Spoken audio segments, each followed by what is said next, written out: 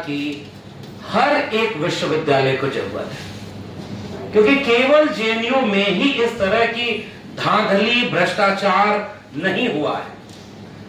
और मैं यहां हूं तो मैं अपने भी उस किस्से और कहानी के साथ हूं कि इसी जगह पर हमने इस बात को आज से 10 साल पहले कहना शुरू किया था कि इस देश में कुलपति नियुक्त कर रहा है आरएसएस, तो वो जो आरएसएस के द्वारा नियुक्त कुलपति है, वो जिसको कॉलेज में प्रिंसिपल बनाएगा वो भी आरएसएस का होगा। और प्रो वाइस चांसलर, डीन, परीक्षा नियंत्रक, जितने भी बड़े पद होते हैं विश्वविद्यालय के, वो आरएसएस वाले को ही अपॉइंट करेगा।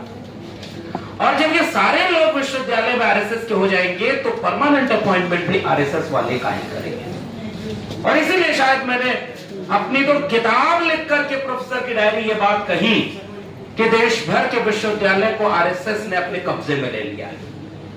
मैं जब आज यहां बैठा हूं तो आज से चंद रोज पहले की बात होगी। दिल्ली विश्वविद्यालय के एक कॉलेज है, उसमें एक लेडी शेड्यूल कास्ट पोस्ट थी, वो असिस्टेंट प्रोफेसर की, उसका अपॉइंटमेंट हुआ।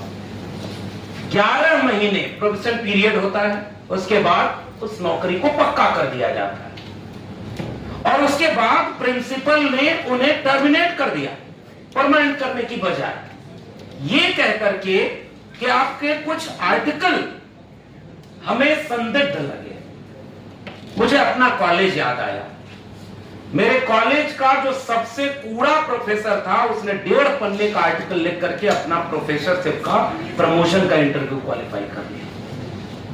यानी जो उसके फेवर में है उसके आर्टिकल कॉपी पेस्ट है, तो भी 1.5 पन्ने का आर्टिकल, रिसर्च आर्टिकल कैसे हो सकता है?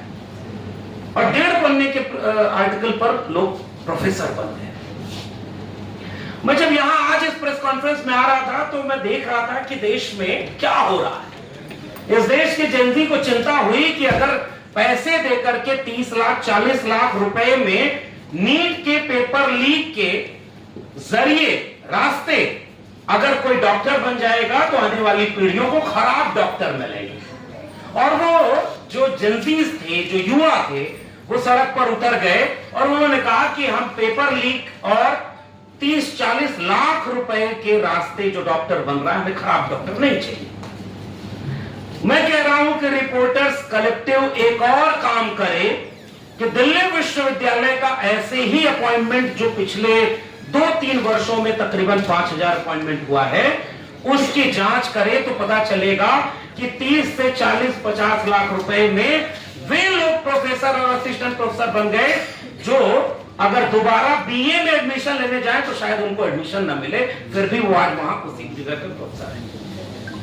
इस देश को इस बात की चिंता नहीं होनी चाहिए कि आपके प्रोफेसर गलत रास्ते से नौकरी परमानेंट पा रहे हैं, फिर वो क्या पढ़ाएंगे? हमने अपनी किताब में ऐसे जाने कितने किस्से लिखे कि जब एक वाइस चांसलर गुलाम होता है आरएसएस का। शांति श्री जी को तो पिछले दिनों जेएनयू में भी हम लोगों ने वहां एक प्रोटेस्ट किया था, जब उन्होंने अपने मुखार बिंदु से कितना अच्छा वाक्य बोला था कि इस देश के दलितों को तो आदत हो गई है रोने की, वो केवल रोते रहते हैं, अपनी पीड़ा ही दुख सुनाते रहते हैं। और उसके बाद भी हमने देखा कि कैसे उनके ऊपर कोई कार्रवाई नहीं। अब तो यहां बैठ करके हम सुन रहे हैं कि उनके अपॉइंटमेंट के पहले ही उनके ऊपर कितने तरह के आरोप लग चुके थे। तो शायद हम उस देश में रह रहे हैं जहां अगर आप बीजेपी और आरएसएस के हैं तो आप कितने करप्ट हैं इससे तय होगा कि आपको कितनी बड़ी कुर्सी मिलेगी। और इस देश में जो दिल्ली में सबसे बड़ी कुर्सियों पर बैठे हैं उससे भी पता चलता है वाइस चांसलर कैसे हैं। मैं उत्तर प्रदेश से आता हूं और मैंने प्रोफेसर की डायरी जो लिखी है उसमें बहुत सारे ऐसे किस्से लिखे। जेएनयू में हमारे एक सीनियर थे, वहां के किस्सा सुनाए कि उनके अपॉइंटमेंट के बाद विद्यार्थियों ने मना कर दिया कि हम इनकी क्लास नहीं लेंगे, इनको तो कुछ आता रहता ही नहीं। मेरे अपने कॉलेज के, जब मैं वहां जाकिर हुसैन कॉलेज में पढ़ाया करता था, हमारे अपने डिपार्टमेंट के एक व्यक्ति के खिलाफ विद्यार्थी आकर के प्रोटेस्ट करने लगे स्टाफ रूम में कि इस टीचर से हम नहीं पढ़ेंगे, आप बदल दीजिए। और वो प्रिंसिपल का चहेता था। आज मैं देखता हूं तो वो डीयू का डीन बना हुआ है, जिसका क्लास विद्यार्थी लेना नहीं चाहते उसको और बड़ी बड़ी कुर्सी मिल रही है। अब आप नए भारत में प्रवेश कर चुके हैं। भारत गलती से भी विश्व गुरु न बन जाए, इसलिए बीजेपी और आरएसएस ने क्या किया, विश्व गुरु का नारा लगा दिया, और ताकि इस नारे के बाद भारत कभी विश्व गुरु नहीं बन सकता, क्योंकि आपने देश भर के विश्वविद्यालय बर्बाद कर दिया। अब मैं जिस जगह से आता हूं वहां की कहानी सुनिए। अभी जब हम यहां बैठे हैं, आप गूगल करिएगा, जितने मीडिया के लोग हैं इसके बहाने, आप गूगल करके देखिए ऑक्सफोर्ड ऑफ द ईस्ट जिस विश्वविद्यालय को कहा जाता था इलाहाबाद विश्वविद्यालय, आज वहां क्या हो रहा है पता है? वहां के विद्यार्थी तकरीबन 2 हफ्ते से इस बात के लिए अनशन पर बैठे थे कि आपने 400 गुना फीस बढ़ा दी, 6000 पूरी टोटल सीट हर कोर्स के मिला करके आपने घटा दी, फीस बढ़ा दी, और आपने पूरे विश्वविद्यालय को आरएसएस का अड्डा बना दिया है। और आज जब वो प्रोटेस्ट कर रहे थे, उनके ऊपर पुलिस का लाठीचार्ज हुआ है, कई घायल हुए हैं, और कुलपति उनसे बात नहीं कर रहे। ये देश के ऑक्सफोर्ड ऑफ द ईस्ट है। दूसरा विश्वविद्यालय है गोरखपुर विश्वविद्यालय, जहां से उत्तर प्रदेश के मुख्यमंत्री भी आते हैं। इसकी 2 कहानी बता रहा हूं, तब आपको पता चलेगा केवल जेएनयू ही आरएसएस का गुलाम नहीं बना, देश का हर कैंपस आरएसएस का गुलाम बन चुका है। खुद बीजेपी के द्वारा नियुक्त राज्यपाल गोरखपुर विश्वविद्यालय में एक कार्यक्रम में जाती हैं, और वो क्या आरोप लगाती हैं कि विश्वविद्यालय में जो मेस चल नहीं रहा, हॉस्टल में कोई फंक्शन है नहीं उस तरह से, वो बाहर से टिफिन आती है, और टिफिन में नशीली वनस्पति भी सप्लाई हो रही है। कहां? विश्वविद्यालय के भीतर। अपॉइंटमेंट गलत हो रहा है, सब कुछ गलत हो रहा है। उसके बाद वो वाइस चांसलर और तमाम लोगों के सामने कहती है आपका विश्वविद्यालय बर्बाद हो रहा है। और जब विश्वविद्यालय के विद्यार्थी अपने कुलपति से मिलने जाते हैं तो वो कुलपति उनके ऊपर लाठीचार्ज, फर्जी मुकदमे। इस समय देश का कोई विश्वविद्यालय ऐसा नहीं होगा जहां अगर कोई जेएनयू टीए तो सर बचा हुआ है, मैं आप लोग को बधाई देता हूं कि आप लोग लड़ रहे हैं ताकि शिक्षक बचे हुए हैं। इस देश भर के कैंपस के हर शिक्षक अब केवल प्रमोशन या किसी कमेटी में मेंबर बनने के लिए सरेंडर कर चुके हैं। केवल देश के प्रधानमंत्री के लिए नारा नहीं लगता है कि वो सरेंडर हो चुके हैं देश के बाहर। इस देश का हर विश्वविद्यालय ऐसे तमाम लोगों से भरा पड़ा। और एक कहानी बता दूं, देश भर के विश्वविद्यालय से जुड़े लोग शर्मिंदा होंगे इस दृश्य को देखकर, जब इलाहाबाद विश्वविद्यालय के विद्यार्थी प्रोटेस्ट कर रहे थे फीस वृद्धि और सीट कटौती के खिलाफ, तो वाइस चांसलर जो आरएसएस की है उसके कहने पर विश्वविद्यालय के प्रोफेसर और कर्मचारी अपने विश्वविद्यालय के छात्रों के खिलाफ आंदोलन करने उतर गए।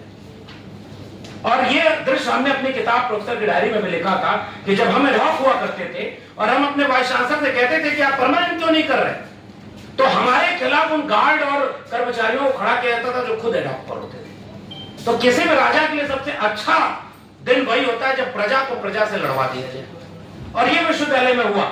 अभी हमारे पूर्व एक पत्रकार महोदय कह रहे थे उड़ीसा में 14 वाइस चांसलर नहीं थे, बीजेपी की सरकार बनी, सारे वाइस चांसलर आ गए। हम तो दिल्ली विश्वविद्यालय में हमने देखा लगभग 2010 के बाद से 2014 में सरकार बन गई, फिर भी वीसी अपना नहीं था। 2019 में सरकार बन गई, तब भी उनको हिम्मत नहीं हुई कि परमानेंट अपॉइंटमेंट कराएं।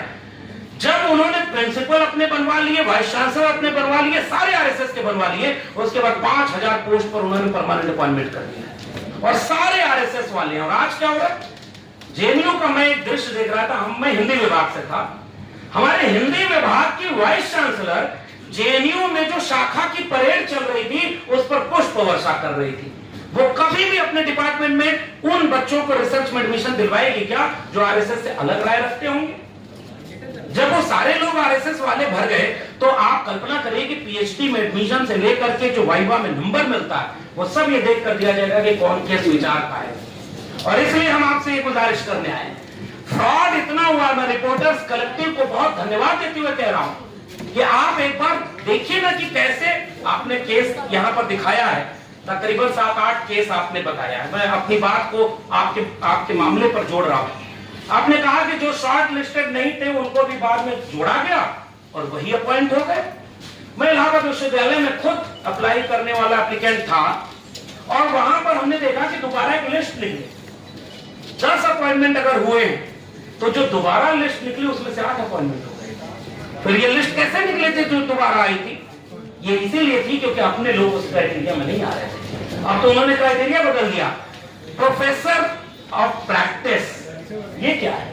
अगर आपके पास नेट नहीं है जेआरएफ नहीं है, पीएचडी नहीं है, और अगर आपके पास आरएसएस की शाखा वाली प्रथम वर्ष दीक्षित, द्वितीय वर्ष दीक्षित, तृतीय वर्ष दीक्षित अगर आप हैं, तो आप डायरेक्ट प्रोफेसर बन सकते हैं, डायरेक्ट वाइस चांसलर बन सकते हैं। सब तो आरएसएस के कब्जे में चला गया। और आरएसएस ने क्या किया, इस देश में जितने लोग बोलने वाले थे उनकी सीटों पर एनएफएस करवाया। यही जवाहरलाल नेहरू विश्वविद्यालय है। आज से तकरीबन 10 साल पहले छात्र संगठनों ने एक ऐसे बुकलेट जारी करके ये बताया था कि इंटरव्यू वाइवा जो होता है पीएचडी के एडमिशन में, उसमें जाति देख करके नंबर काटा जाता है। हमारे एक मित्र थे, वो आदिवासी परिवार के आने वाले, उनकी बहन को 1 नंबर दिया था, अगर 3 नंबर देते तो उसका सिलेक्शन हो जाता, लेकिन जेएनयू में नहीं है। मैंने अपनी किताब में लिखा है सर कि जाने कितने बच्चे पीएचडी करके वापस अपने गांव लौट गए, लेकिन आरएसएस में नहीं गए, इसलिए आज वो बेरोजगार बैठे हैं, उनका दर्द पूछने वाला कोई नहीं। आपने इस देश के विश्वविद्यालयों को यहां पहुंचा दिया, अवसाद में ग्रसित है। मेरे विश्वविद्यालय का एक नौजवान प्रोफेसर सुसाइड कर लेता है। तब हमने देखा कि वो सुसाइड किस बात के लिए किया, क्योंकि मेरिट के नाम पर कल तक जिन लोगों ने मंडल आंदोलन का विरोध किया था, मेरिट के नाम पर जिन लोगों ने आरक्षण का विरोध किया, वो 40 लाख रुपए देकर के अपॉइंटमेंट हो रहा है, इसका एक भी बार विरोध नहीं कर रहे। एनएफएस होता है एससी एसटी ओबीसी पोस्ट पर, इसका विरोध नहीं करते। मैं इसलिए बधाई देता हूं रिपोर्टर्स कलेक्टिव और जेएनयू टीए का, जेएनयू एसयू का, क्या वो आखिरी लड़ाई लड़ रहा है। हमारे पूर्व के वक्ताओं ने कहा कि आपने शुरुआत कर दी, मैं कह रहा हूं नहीं साहब, आप आखिर में लड़ रहे हैं। अगर आप जीते तो विश्वविद्यालय बचेंगे, आप नहीं जीते तो इस देश में कोई विश्वविद्यालय पब्लिक फंडेड नहीं बचेगा। बचेगा तो केवल गलगोटिया यूनिवर्सिटी बचेगा, जो चीन का रोबोट अपने यहाँ का बना के बेचेगा, और अगली बार देखिएगा पद्मश्री उसके वाइस चांसलर को मिल जाएगा। जो जितना बड़ा इस देश में मेरिट की हत्या करेगा, वो उतना ही आगे जाएगा। इसीलिए करो प्रोफेसर ऑफ प्रैक्टिस क्या है, कोई जो प्रैक्टिस से प्रोफेसर हो, और प्रैक्टिस से तो बहुत लोग बहुत कुछ हो सकते हैं, लेकिन उनको नहीं बनाया सकता। एपीआई स्कोर की बात करते हैं, अभी कलेक्टिव ने जो अपनी रिपोर्ट जारी की, उसमें भी उन्होंने बताया कि कई लोग ऐसे अपॉइंट हुए हैं जिनके नंबर नहीं है। रिसर्च वाला नहीं है, फिर भी उसको 8 साल का टीचिंग एक्सपीरियंस देते हैं। दिल्ली विश्वविद्यालय में गेस्ट अपॉइंटमेंट हो रहा है, बंद, परमानेंट अपॉइंटमेंट बंद, क्योंकि अब आरएसएस भी नहीं चाहता कि परमानेंट अपॉइंटमेंट हो। अब उन गेस्ट को कोई भी टीचिंग एक्सपीरियंस नहीं मिलेगा, आप कभी जीवन में प्रोफेसर नहीं बन सकते। अगर आप आरएसएस में गए हैं तो आप तो कुछ भी बन सकते हैं। इसलिए हम कह रहे हैं कि विश्व, और हम तो सर किताब लेके मुक्त भोगी हैं। 14 साल जिस विश्वविद्यालय में पढ़ाया, मेरा एपीआई स्कोर 100 आउट ऑफ 196 था। टॉपर ऑफ द बैच में अपने यूनिवर्सिटी का था, उसी यूनिवर्सिटी का जिसमें आज प्रोफेसरों को छात्रों के आंदोलन के खिलाफ नारे लगवाया जा रहा है।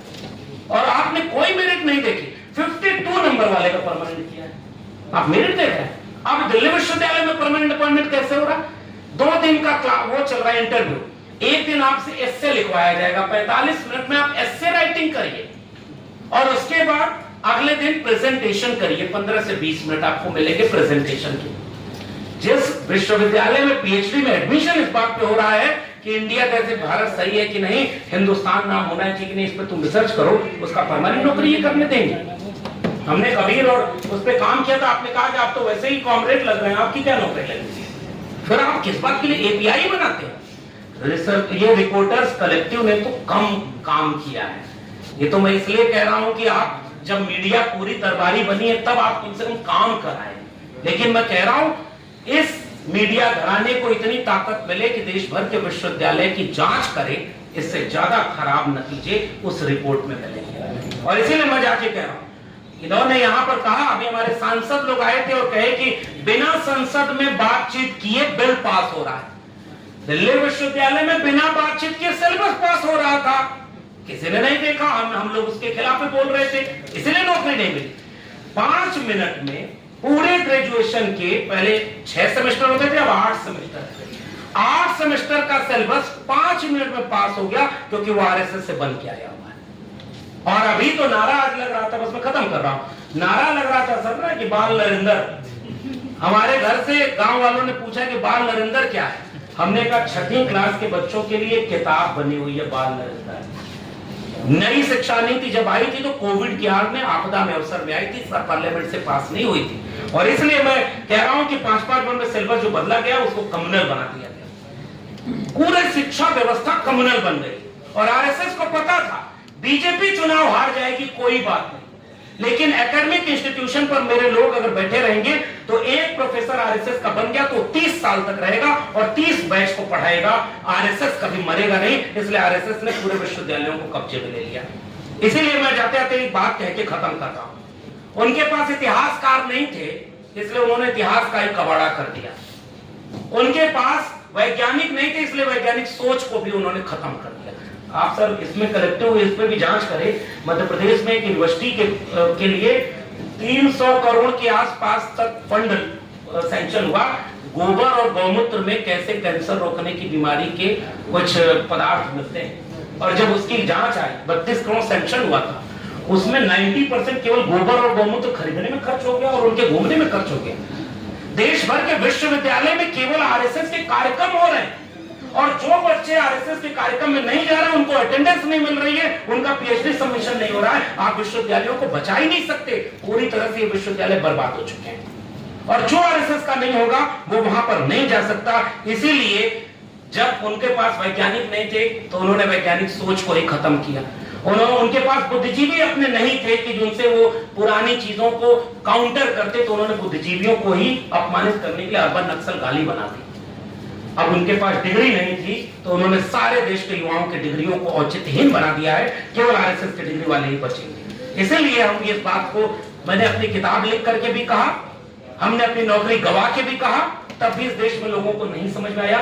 उत्तर प्रदेश में 26,000 सरकारी स्कूल बंद हो गए हैं। डीयू जेएनयू 500 से 800 करोड़ रुपए लोन पर चल रहा है और लोन को चुकाना है। इसलिए सब क्लस्टर इनोवेशन सेंटर में यूट्यूब पर लेक्चर चलेगा, विद्यार्थी घर बैठकर पढ़ेगा और उसको घर बैठे डिग्री मिल जाएगी। विश्वविद्यालय यहाँ पर पहुंचे। इसलिए मैं आखिरी लड़ाई लड़ने वाले उन रिपोर्टर्स कलेक्टिव को और जेएनयू को ये सलाम कहता हूं कि आप जीतेंगे तो विश्वविद्यालय बचेगा, वरना ये लोग केवल एक विश्वविद्यालय नहीं बर्बाद कर रहे, आने वाली पीढ़ियां मानसिक रूप से गुलाम पैदा होंगी। इसलिए इन्होंने विश्वविद्यालयों को अपने कब्जे में